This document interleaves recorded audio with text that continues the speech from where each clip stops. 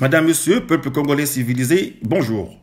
J'aimerais partager avec vous une analyse, une réflexion, une vision, une évasion plus ou moins intellectuelle. Toute personne normalement constituée qui se sentirait visée par notre propos se doit d'admettre que ce n'est que pure coïncidence. D'aucuns diront, dans un vocable propre de chez nous, « Libanganamolili ».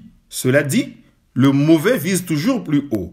Pour tous ceux qui connaissent notre homme, ils savent que c'est un pisco-rigide et cela va se manifester à la suite de l'annonce surprise par le camarade Marien Ngouabi, président de la République, commandant en chef, président du Parti congolais du travail, de la convocation prochaine du 3e congrès extraordinaire du PCT, afin de remettre les pendules à l'heure, car il a été constaté que le parti part à volo.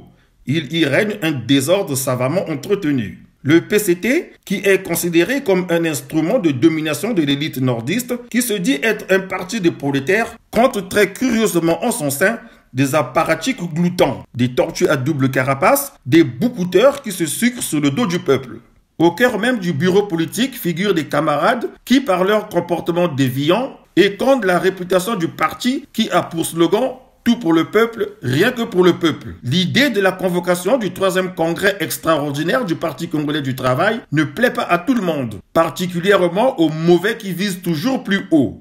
Et effectivement, qui se sont morveux se mouche, le pisco-rigide qui rêve du sommet du pouvoir depuis le sein de sa mère panique et décide d'activer avec l'appui et ou l'expertise de l'impérialisme international et ses valets locaux un plan pour empêcher le dit congrès extraordinaire qui a un air de radicalisation des cadres véreux, ceux du bureau politique compris. Avouons ici que le penchant tribaliste du commandant en chef, sa naïveté apparente, sa lenteur dans la prise de décision, sa faiblesse d'esprit qui émanerait d'une sorte d'envoûtement le contraignant à croire au gris-gris vont faciliter les choses au pisco-rigide qui va s'enthousiasmer sur tous les possibles. Sinon, comment admettre, pour revenir au commandant en chef, que l'on confie d'importantes fonctions régaliennes à un individu reconnu glissant, à un fié-fié menteur, à un prétentieux, à un envieux, à un pisco-rigide?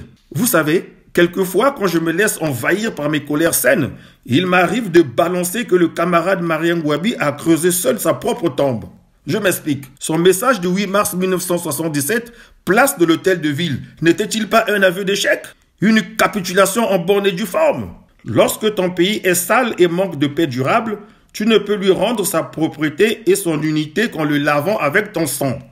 Dixit, commandant Marien Ngouabi. Franchement, comment peut-on faire une telle déclaration au cours d'un meeting en tant que président de la République, chef de l'État, commandant suprême des armées, président du comité central du parti unique au pouvoir, patron de l'état-major spécial révolutionnaire qui s'est attribué tous les pouvoirs de l'État par le truchement d'un acte fondamental promulgué en janvier 1976? Comment peut-on faire une telle déclaration publiquement? À moins d'être soi-même conscient que les manettes et la puissance du pouvoir, le contrôle du pays, se trouvent entre d'autres mains. Voyons. En tout cas, le laxisme de l'AET aura été fatal pour lui et bénéfique au Mamadou qui s'est vu ouvrir un boulevard qui lui aura permis d'assouvir son appétit vorace d'accéder au pouvoir. Peu importe la manière, mais bien dans la brutalité, la sauvagerie à l'extrême, marteau, sagaie, poignard, baïonnette, tout y est passé dans cette chambre d'hôtel. Et même des coups de feu. Un mensonge? Pourquoi? Et si cela était vrai que le président Marien Ngouabi fut tué dans une chambre d'hôtel, qui donc parmi les cadres militaires ou civils de l'époque pouvait avoir cette force de persuasion au point de pousser le président de la République à interrompre précipitamment son repas pour qu'il s'y rende personnellement au lieu d'envoyer un officier de sa garde rapprocher s'enquérir de la situation sur place? Bon, si et seulement si cette version de l'assassinat de Marien à l'hôtel Mistral était fausse, quel est le nom de ce faux cul qui a répandu ce mensonge un peu partout? Par ailleurs, qui est le chénapon qui a eu l'idée saugrenue d'affirmer que Congo va bomber Ngouabi? Ma réponse ferme et définitive, le mauvais qui visait toujours plus haut.